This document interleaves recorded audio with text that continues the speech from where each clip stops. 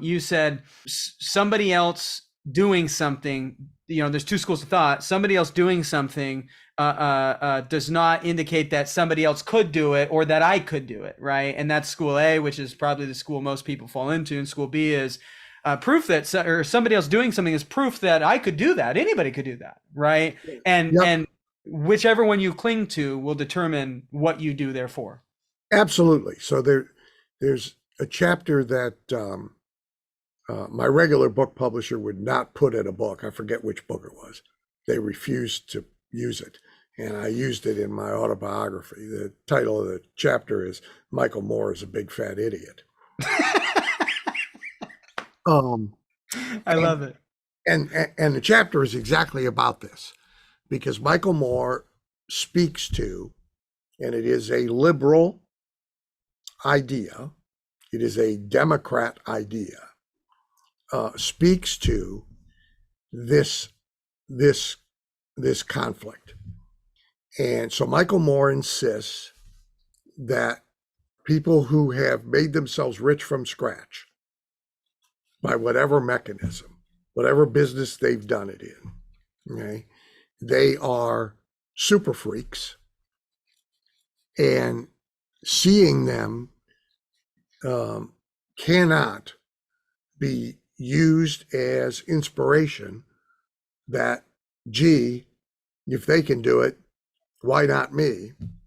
And in fact, that the super freak examples are used to sell a BS American dream to the masses and convince them of pilot error so that they won't have a giant revolution and hang everybody outside the castle. Now, that's his position. It is not a unique position. It's a liberal Democrat position. The entire poverty industry, the fourth biggest industry in America, is based on that idea that most people can't. Okay? It's an unofficial caste system. Okay?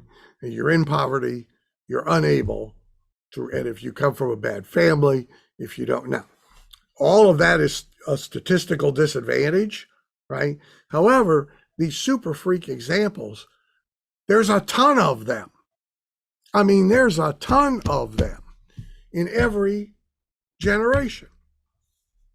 So the other position, right, the other idea is to look at those who have made themselves rich, successful, extraordinary by any means. Doesn't have to be sales, doesn't have to be business, okay? That they have done something that you can too. Now, there's a few genetic, Right. arguments, but they're few, okay? Like the idea of me being a NBA player, at any point, I probably lack the genetic talent to have done that. Same. Although we don't know for sure, because I'm 6'4", if I had dedicated myself to that and to nothing else from the time I was 9, maybe, we don't know. Okay. There's certainly football players, NFL players in every generation of players who have been too short, too small, too skinny, too this, too that, who all got rings. So if you're the other guy, to their credit, the 2 top draft choices this year at the televised draft both said this. To their credit, they turned to the camera and they said to the young people watching this, you have to understand, if you approach this like I did, and you approach life like I have, I come from a terrible neighborhood, a bad family, all sorts of disadvantages, all kind of problems, and I taught myself discipline, success habits, etc. Maybe you can't be standing here but you could be standing somewhere like this, right? So those are the two, right? So the original premise of Think and Grow Rich, written by Napoleon Hill, set out by Andrew Carnegie. Andrew Carnegie is one of the first billionaires in America, made from scratch. Billionaire by today's standards, or was he a billionaire then? He was a billionaire then. Holy shit. Carnegie was really the first to have and enunciate this idea that we should be able, if we can teach people the skills of making steel in the factory, we should be able to codify the skills and teach them the skills to be successful in life. And he's one of the first to really sort of believe that, and set Hill on his mission of interviewing 500 of the most, which then led to the 17 laws of success published by Hill. So where you are on this has a great deal to do with everything, all your behavior beyond it, right?